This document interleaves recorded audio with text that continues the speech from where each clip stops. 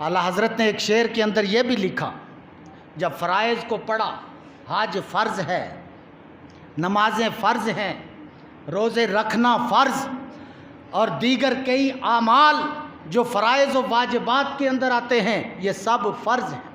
آپ نے نتیجہ نکالا کہ جب پڑھ کے سارا اسلام چھان کر 60 علوم پر عبور حاصل کر کے رزلٹ اور نتیجہ یہ نکالا کہ جب آپ نے فرائض کو بھی پڑھا، نمازوں کے فرائض، حج کے مناسک پڑھے، روزوں کے فرائض پڑھے، سب کچھ پڑھا، صدقات و خیرات زکوٰۃ کے یہ سب فرائض ہیں، ان کے فرائض واجبات پڑھے تو آپ اپنی مسند پر بیٹھے کہ یہ سب اللہ کے فرض ہیں، تو محبوب کا کیا ہے؟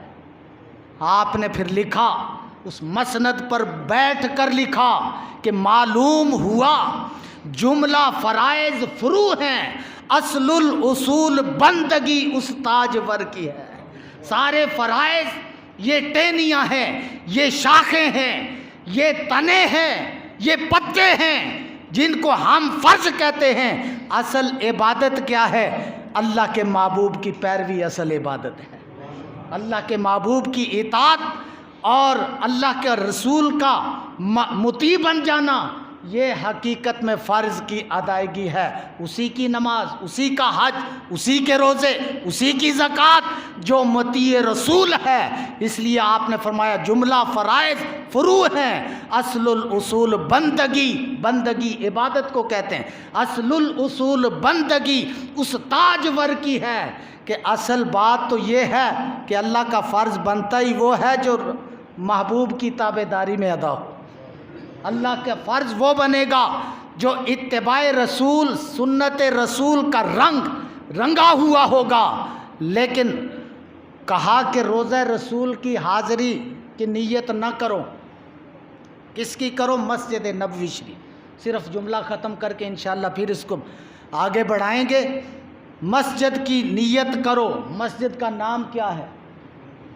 جہاں بیت اللہ کا گھر، جب مدینۃ المنورہ میں آئے، آج بھی یہ سلسلہ جو لوگ وہاں ہوتے ہیں، دیکھو جتنے پاکستانی عیدوں کے دن بیت اللہ شریف میں عید نہیں پڑھتے، وہاں سے جوک در جوک مدینۃ المنورہ مسجد نبوی شریف میں عیدوں کا اہتمام کرتے ہیں۔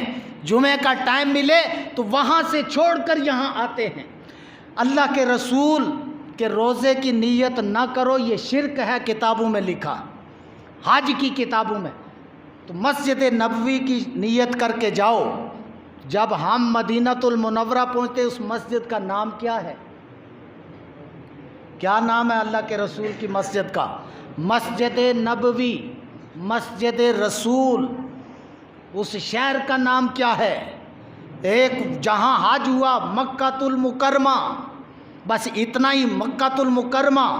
جب مدینے میں آئے تو نام ہے مدینۃ الرسول، مدینۃ النبی، مدینۃ الرسول، رسول کا شہر، رسول کا شہر۔ مدینۃ النبی معنی ہے رسول، نبی کا شہر۔ مسجد کا نام مسجد النبوی، نبی کی مسجد۔ جب نبی کی مسجد کی زیارت کرنے میں شرک نہیں تو روضۃ الرسول کی زیارت میں شرک کہاں سے آ گئی؟ روضہ رسول کی زیارت شرک نہیں، وہ اصل الاصول بندگی اس تاجور کی ہے۔ یہ ہمارا ایمان اور عقیدہ ہے جو اعلیٰ حضرت نے ہمیں بتایا، اور صرف اپنی طرف سے نہیں بتایا، قرآن و حدیث کی روشنی میں بتایا۔ اللہ کے محبوب نے فرمایا جس نے حج کیا میری زیارت نہ کی اس نے مجھ پر ظلم کیا۔ کیا مطلب اس کا حج کیا؟ رسول پر ظلم کرنے والے کا حج قبول ہوگا؟ سوچو، اللہ کے محبوب فرماتے ہیں حج کیا میری زیارت نہ کی اس نے مجھ پر ظلم کیا۔ گویا ایسے حاجی کا حج منہ پہ مارا جاتا ہے، لے جا، یہ تیرا حج ہے جو نامنظور ہے، ہمیں قبول نہیں، تیرے منہ پر مارا گیا۔